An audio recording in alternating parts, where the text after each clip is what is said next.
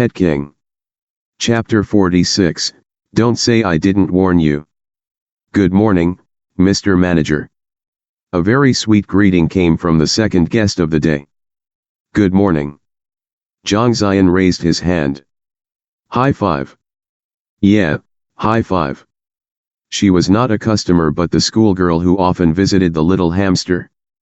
Zhang Ziyan realized that he had never asked her name. What is your name? My name is Cai Ziokin. She answered. Today was a normal school day. She carried the same backpack, and her face was flushed from running. Should I call you Little Celery? Cai Ziokin was surprised and stared at him. How did you know my nickname? I guessed, Zhang Ziyan said with a grin. Wow. Cai Ziokin's mouth was wide open. Little Celery, can I ask you a question? Zhang Ziyan was looking at her two braids. Yes.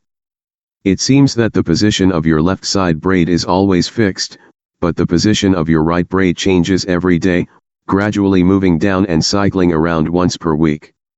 He had long noticed that her short braids were very interesting. Every week the positions of the braids would move symmetrically, like the clock pointers starting at 10 o'clock and 2 o'clock, but by Friday it changed to 10 o'clock and 4 o'clock. Yes, my mother made them for me. Mr. Manager, you are so smart. Even my classmates never notice them. She held her two little braids and gave a bright smile. It was not enjoyable to look at her smile, as she was during the stage of changing teeth. I am going inside now. She flew into the store, then exclaimed, Mr. Manager, the cats all ran out of the cages. That's okay, I let them out, said Zhang Ziyan calmly. Are they going to run away? Little Celery's eyes were wide open. Of course not, because I am so charming. He imitated the TV shampoo ads and shook his hair handsomely. Amazing. Little Celery gave Zhang Ziyan an admiring look.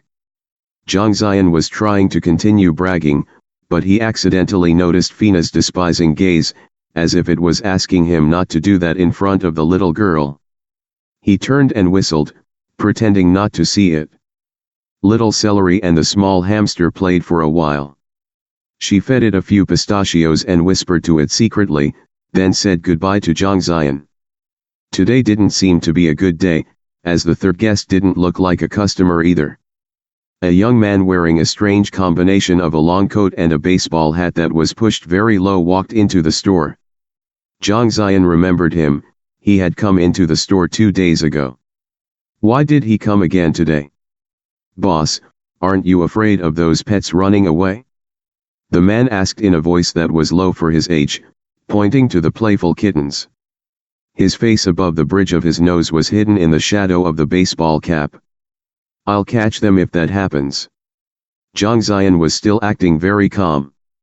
He had to answer in a normal way to a man of his age. Why are you creating trouble for yourself? The man asked, puzzled.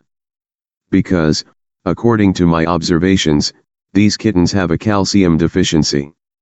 Letting them out in the sun and doing some exercise will help with their calcium levels, Zhang Ziyan said. The man was stunned after hearing Zhang Ziyan's answer. You can evaluate the cat's calcium levels. These cats are so active. There is no way they have calcium deficiency. Your words make no sense to me at all. Why didn't you release the dogs too? The man pointed to the Samoyed and the Schnauzer. The two puppies saw someone trying to fight for their justice and immediately whined, agreeing. Because they have enough calcium. The man choked. The Samoyed and the Schnauzer were confused, as if asking each other what calcium was. If that meant girlfriends, they were missing a lot of them. The man shook his head, indicating that he could not communicate with this strange owner. Zhang Ziyan seemed like it did not bother him at all, since the man didn't appear willing to buy anything here.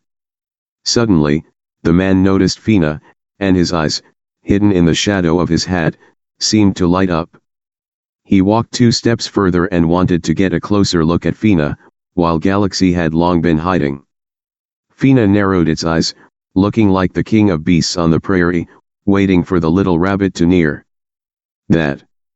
Zhang Ziyan said behind him, "You'd better not get closer, otherwise I do not know what will happen." "Don't say I didn't warn you." The man sneered, "Don't say I didn't warn you.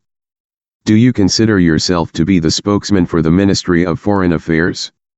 Come on, cutie pie, let me take a look at you." The man crouched down and stretched out his hand, wanting to hold on to Fina's chin and see the shape of her head.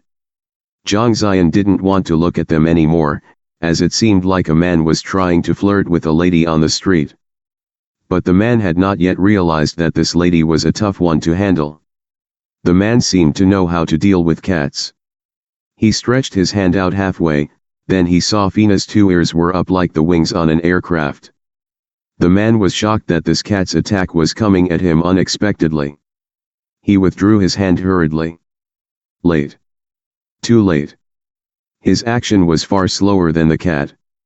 Even when he had just begun to withdraw his hand, a golden stream had already swept away.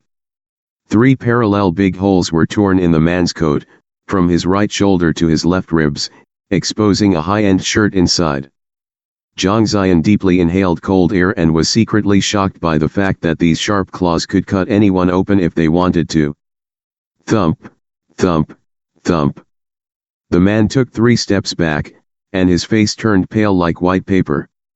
His neck was covered in cold sweat, and he wasn't sure what had just happened. Looking back at Fina, it was still calm, as if it hadn't moved at all. As it gently moved its claws, a piece of the man's coat slipped quietly from its claws. Now Zhang Ziyan had to admit that this cat was too special.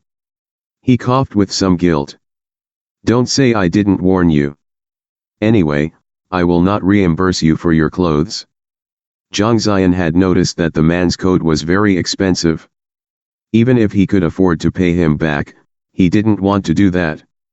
The man casually took off his coat and said to Zhang Ziyan, with one hand pointing at Fina, "I want to buy this cat."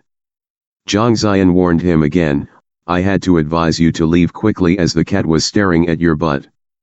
I don't think walking away half naked sounds good to you. Plus, I will not let you borrow my pants." The man obviously didn't know that Fina could understand his words, which made it angry. In Fina's view, how dare such a man actually think he could buy it? Could he afford it? The man quickly turned around and noticed that Fina's green eyes had narrowed down to a crack, staring coldly at his butt where the meat was, and more. The man suddenly felt threatened, hurriedly covering his butt and backing out from Fina's attacking range. No joke. This cat was simply called the law of the world, and no one should disrespect it at any time. Note: the name of Xiaoqin could be translated into English as little celery. Xiao-little, or small. Qin celery.